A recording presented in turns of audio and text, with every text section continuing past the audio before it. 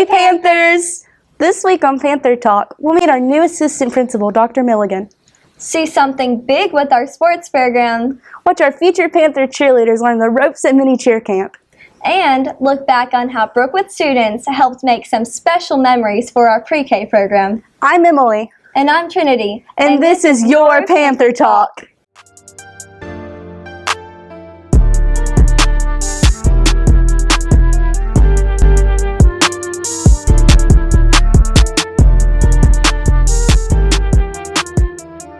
Hey Brookwood, this is your Panther Talk. On November 5th, Brookwood High School held their annual blood drive with a turnout that Miss Bentley, health and science teacher, says was one of the best in the school's history, with 103 students signing up and 92 actually donating blood. We normally compete with County High for second place in the blood drive. This year, Brookwood has succeeded at just that and claimed second place in the area's highest blood donors, following right behind the University of Alabama.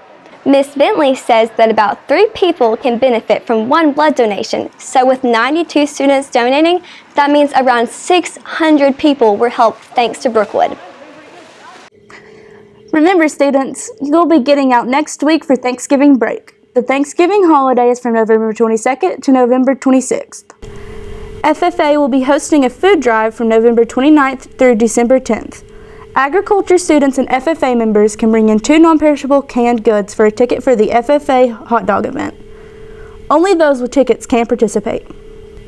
Brookwood High School's musical theater department is having a production of Frozen Jr. that will be on November 18th and 19th. With Miss Hubbard taking on the new role of principal, someone had to fill her position as assistant principal. Let's go with Haley to meet our new assistant principal, Dr. Milligan. I'm sure y'all have seen an unfamiliar face in the hallways. His name is Dr. Douglas Milligan. He's our new assistant principal. He's a family man, he's a people person, and he knows a lot about education. He has so many plans for Brookwood High School. My name is Dr. Milligan. Sometimes everybody calls me Doc. Well, I want to try to be a positive influence here at Brookwood. I've had some ideas from other schools that I worked at, and some of the things we're already implementing are things for the teachers that will help them with some things, and hopefully we can just make everybody's life a little easier. I look at the job of an assistant principal is to try to make the principal's job easier and all the teachers' jobs easier. Well, Doc is here to support teachers and administration. He welcomes you to come talk to him at any time. I'd like for you to know that I'm approachable. Don't be afraid to come talk to me.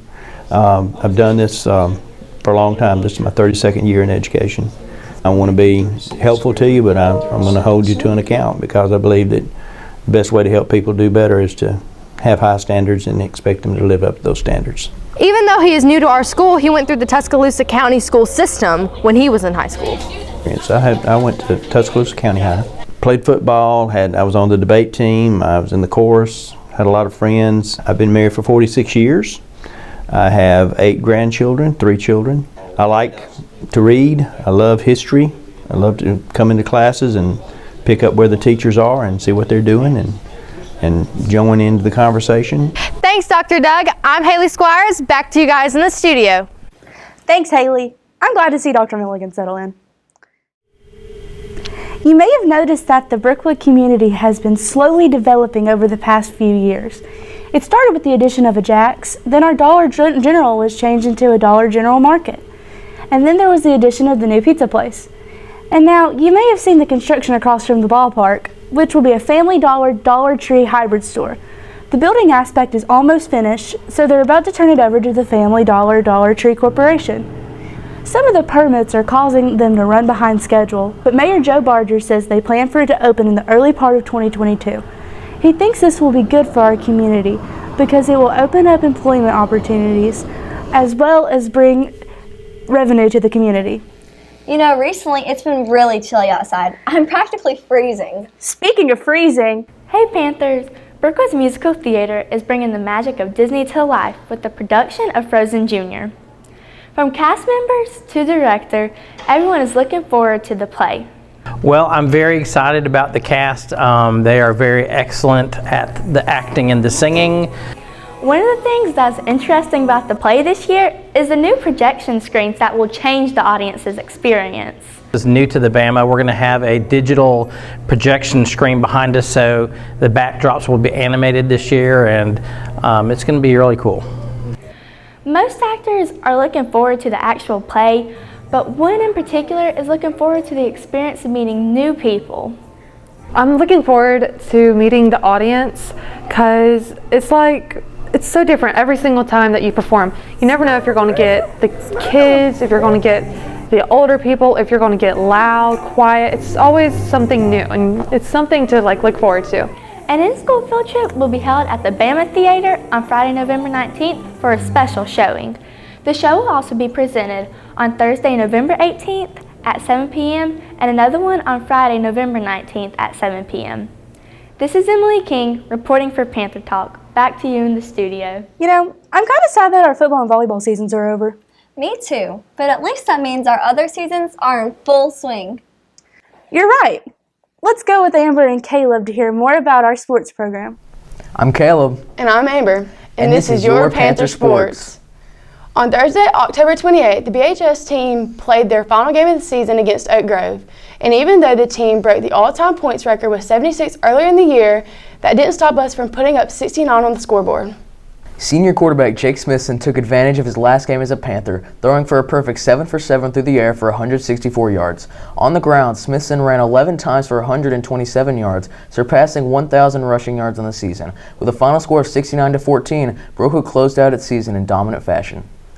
Brookwood football has made headlines multiple times this past season, but emerging now is one of the biggest stories for our athletics in a long time. Cleats have been hitting grass at Billy Joe Young Field for decades, but now Brookwood Sports is getting a new place to call home.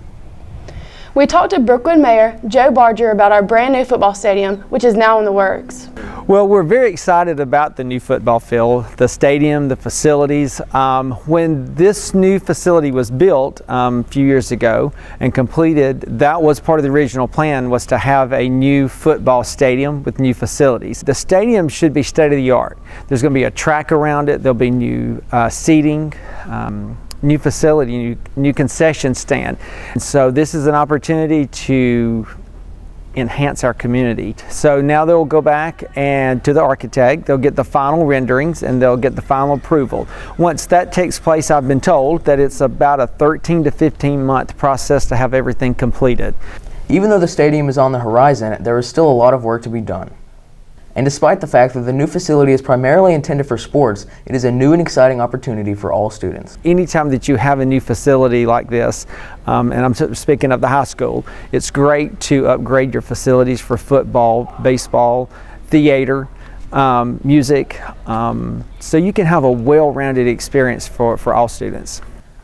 Thanks to the hard work of an array of Brookwood community members, the idea of a new football stadium is now slowly becoming a reality. Even though football is still fresh on our minds, that doesn't change the fact that the season is over. However, the end of one season usually means the start of another. Brookwood basketball played its season opener versus Chelsea on November 4th. Even though the JV boys came away with a great win versus the Hornets, the girls fell short, along with the varsity boys, suffering a hard-fought loss, 51-34. Unfortunately, that theme remained the same when Brookwood traveled to Holt on November 8th. JV and varsity boys both fell short in hard-fought losses, but the roles reversed when the girls took the court. They took down the Ironmen in dominant fashion, winning 44-5. Finally, the Brookwood Trophy case had to make room when Brookwood Junior cross-country runner Jackson Colston rewrote the record books. On November 8th, after qualifying for state, Jackson ran an 18.4 time, shattering the previous school record. Congratulations. And with that, I'm Caleb. And I'm Amber. And this has been your Panther Sports. I'm really excited for the new football stadium. Me too. I can't wait. When I was a little kid, mini cheer camp was always such a fun experience for me. Did any of the other cheerleaders host one recently? Yeah, we did. Let's go with Kinsley to see the latest on our mini cheerleaders. People would say the best part of going to football games is the atmosphere. The thing that really gets the crowd roaring are the cheerleaders. But to learn from them is an opportunity to remember. Let's learn from our fellow cheerleader, Macy Bosch, how the experience was with our littlest Panthers. think the community really got a good benefit from this cheer camp. It gave an opportunity of the schools and other little kids in the area of Brookwood to come and get to spend time with some Brookwood High School cheerleaders, getting to learn dances and motions and chants and cheers. Macy says this opportunity was inspiring for both herself and the other cheerleaders. And really got to experience like how it is to be, I guess you could say, a coach, teaching these little kids. It was just a really overall just a great experience. Macy also states that the younger girls had an amazing time being with them and the other cheerleaders. A bunch of the little girls were super excited coming into this cheer camp, getting to see the older cheerleaders and hang out with them and get a couple hours just spending time with them and learning how to do cheers. Kinsley thinks the girls had an amazing time playing games like Duck Duck Goose, Little Sally Walker, while they weren't doing anything and waiting to perform. Cheer camp was so fun! But I want to show you how my cheer goes. Are you ready? Why? Panthers. Let's fly. Go Panthers! Overall, it seems that mini cheer camp was a huge success, and the girls, both young and older, were able to create some fond memories with one another. I'm Kinsley. Back to you in the studio. That was adorable. It really was. It was even better in person. I loved seeing the little girls look up to me. You know, mini cheer camp isn't the only way Brookwood High School is getting involved with its little Panthers. Right. Recently, the pre-K program hosted a barnyard breakfast. Let's go with Nicole to learn more about it. Life is unpredictable, and sometimes things don't work out the way you want them to. This was the case for Brookwood's pre-K program. Our in-house pre-K made plans to make a trip to a barnyard for their farm unit. However, unforeseen cold weather and rain caused their trip to be canceled. As you can imagine, there were pretty disappointed pre-K students. So, Mrs. Lee's teaching one class banded together to plan a barnyard breakfast. This event allowed the pre-K students to learn to cook as well as taste things made from a farm. The event was held in the library and consisted of 8 different interactive stations that educated the students on farm animals and life on the farm. So they're getting a real life experience to be able to see some of the things since we weren't able to go to a farm this year. We cover topics on their level for equiscience, and so that can be horse nutrition, horse care, horse grooming, horse tools like saddles and bridles, halters, how to lead a horse. And so they get a lot of hands-on experience with one another. I liked riding the horse. We were making biscuits. Is that all you made? And bacon. Now, this event didn't leave pre-K disappointed, starting with the breakfast in the morning, followed by a realistic barn experience in the library. Students got to learn horseback riding and horse care. They even got to make their own pre-K friendly version of a horse feed. Pre-K teachers said that the event was tied directly into their pre-K unit on farms. It also helped teachers gauge student development. Pre-K teacher Mrs. Donaldson also said that students are not graded in the pass-fail basis, but instead by certain development markers, and this event helps students demonstrate their learning. This event was successful with fun and learning had by students both big and small. It just goes to show you, although things may not turn out as planned, you never know what might be coming just around the corner. I'm Nicole, back to you guys in the studio. It'll be nice to see our Brookwood community grow in a way that'll support its citizens. Wow, I literally cannot wait to watch it. And I can't wait to be on the stage. Break a leg. Thanks, Trinity. And with that, I'm Emily. And I'm Trinity. And this has been your Panther Talk.